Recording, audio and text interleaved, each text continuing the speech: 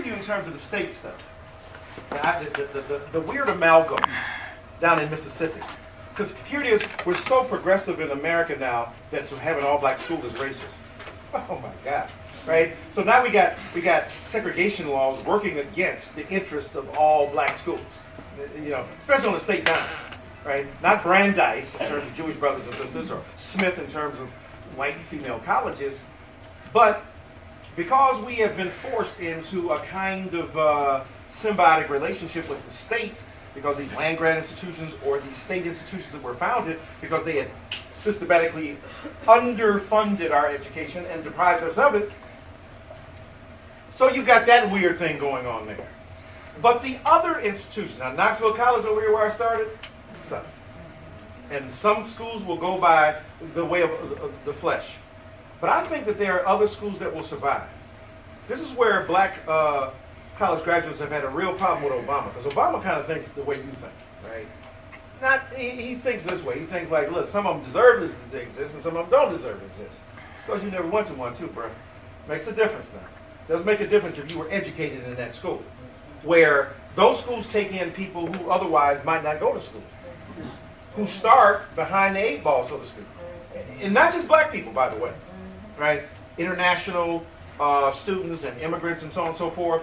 I think that what has to happen, especially for the private ones, with the United Negro College Fund, is that, again, this is when I talk about black mayors. So I talk about black mayors, who's given to these black institutions. Brother Duncan's raising a hell of a point up, right? That we get mad when they sell Essence. Mad when they sell Ebony, but they ain't sold it. I'm not prophesying it. Mad when they sold Essence Magazine. Mad when they sold BET. What you got then? How you supporting it? What are you doing?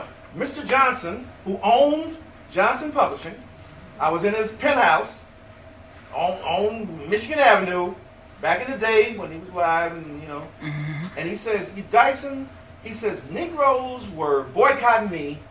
I'm going to relate this to the story, but he said, Negroes were boycotting me because I had to close down, what was it, Freedom Ways? What was the black magazine? Negro Digest, one of those, right? The intellectual arm.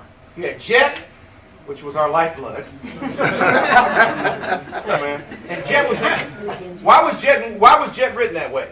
Because Negroes coming from the South to the North didn't have the highest literary skills because they were systematically deprived, so you had to get to the information real quick and in bite size. Right? And the old Jets, man, were bomb, right? Not just the middle of the middle.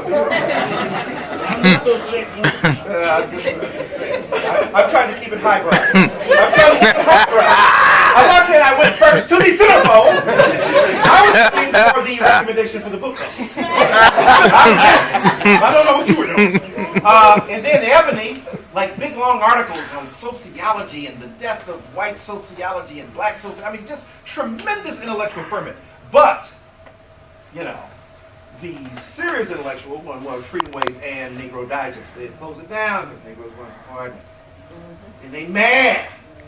So then he said they were out protesting inside his building. This old pimp thing right here. So he said he invited them in. He says, come in and have lunch on me. Oh, okay, I'm protesting you, but we can give them an hour and eat on your dime. So he came in, he said he had his people get every name to look up if they had subscriptions. And guess how many have had it? Not a damn one.